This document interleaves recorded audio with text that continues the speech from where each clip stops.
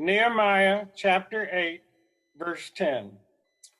Go, eat rich food and drink something sweet, he said to them, and send portions of this to any who have nothing ready. This day is holy to our Lord. Don't be sad, because the joy from the Lord is your strength. May God bless our hearing and understanding of these holy words. Thanks be to God. Thank you, Vernon. Now, I'm certain that every one of you here and online that I know has heard me laugh. I love opportunities to laugh. I find things that are unexpected are what usually cause me to laugh. It makes no difference if they are tiny, unexpected things or great, big, huge, monstrous, humongous, gargantuan, unexpected things. And I don't know about you, but there are an unending number of unexpected things that occur in any day of our lives. And so, most of the time, I am laughing. And doing that brings me joy. Once in a while, I may laugh at the irony of someone else's situation. But to be fair, I believe I'm an equal opportunity laugher. Because day in and day out, the majority of my laughter is directed toward my own situations. There's a word for people who get pleasure from their own misfortune, and I'm not going to share that with us here now. But most of us have heard a different saying that goes, if I didn't laugh, I'd have to cry. For instance, I didn't know there was going to be drumming in the parking lot this morning. Lena and I will have a good number of phone calls from our neighbors about that. It's easier to laugh at it. I also heard someone put it this way. If you can imagine yourself a year from now, looking back at this situation and laughing, why wait? You should begin laughing at yourself right now. I'd like to share with you two situations from this last week, two different types of events that caused me to laugh with joy for all of the best reasons.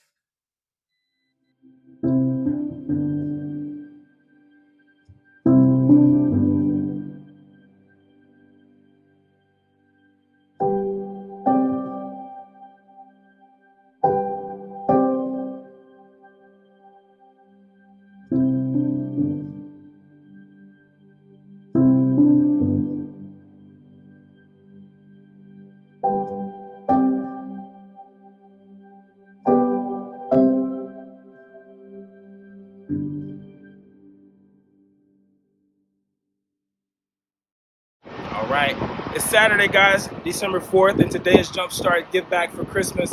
We're hoping to show love and provide some goods to the community. We're collaborating with the entire Long Beach community, including our United Methodist family. We've got gifts, we've got clothing, we've got hygiene packs, just about all the necessities. We've got the food truck out, giving people some real deal soul food. Jumpstart Long Beach, United Methodist Church, and the collaborations in the community. We're showing love. That was Chef Jamie, who actually gave the message last Mother's Day to us here. A week ago Saturday was the first time that I was able to join Chef Jamie at one of our Jumpstart giveaways. Chef Jamie represents us here at Grace while also organizing with other members of our Long Beach Methodist Being the Church ministries. We served about 70 lunch plates to our neighbors living in tent communities between the LA River and Shoreline Drive as you come into Long Beach. Along with lunch, each person there picked up socks, shirts, shoes and pants as they needed, hygiene kits and toiletries, a few sleeping bags, chocolate candies, and bottled water. These are all things that our church members and other community members had donated in the last couple of months. Some of the people with four-legged family members received dog or cat food. There was a beautiful area set up with chairs and tables so that our guests could rest while being served under the tent. There were also Christmas presents, tons of Christmas presents, a lot of games, playing cards, some of them wrapped, some of them not wrapped. One man said in passing that he had not received a Christmas present in years. And you want to know what part of that day finally brought me laughter of joy? It was a part that had tons of little figures on it, and it was his Dia de Muertos cart. And it had things that you think would be related to that, and things that he had just picked up along the side of the trail here and there. It was all put together very masterfully and with great intention. But you would look at it, and it was a wonder. This cart was a symbol of his loss and struggle, and it was also a symbol of beauty. And that cart went everywhere that he went. He took his situation in life and turned it into something that he could ultimately celebrate. And that brought me to a place of joy and laughter. And here is one more example of what brings me joy from just 2 nights ago.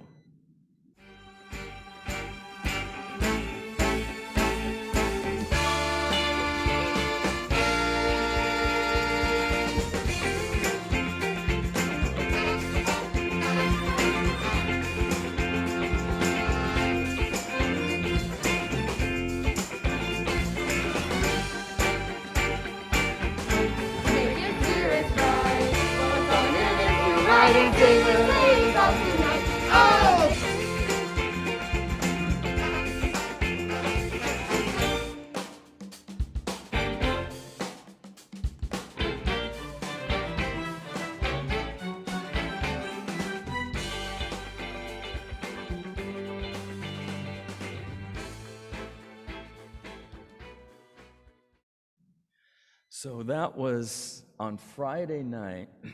Part of the joy is that we're part of this being the church with all of the different churches. And Melinda, Pastor Melinda, who has done youth ministry for the last 10 years, was able to step out for the evening and help a young group of people get used to other people doing ministry with them. And I was the person there with Pastor Doug and some of their adult leaders leading the youth. And I'll tell you what, there were a lot of situations that were cause for laughter and for joy. 3 hours of making gingerbread constructions, such as you see there on the screen. One of the things that really made me laugh is that there was a group of kids that made this. There is a chapel with people in there. And there's a little green gummy person that's kind of melting on top of a peppermint piece of candy there in the upper right.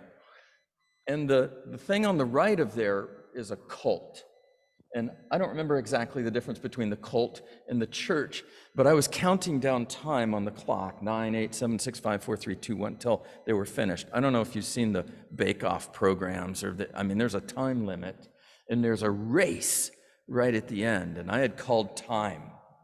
And one of the young people, that green figure had fallen over, and they said, "Can I touch it and put it upright?" And I said, "No, you can't," in a nice way. Well, then we went around and looked at all of the gingerbread houses, and we handed out some awards, such as vertically resistant, biggest train wreck, the sweetest, the most candy used. And we got around to this one, and one of the kids said, Pastor Dan, that little green preacher on the peppermint candy, that was you, and you wouldn't let us put you upright.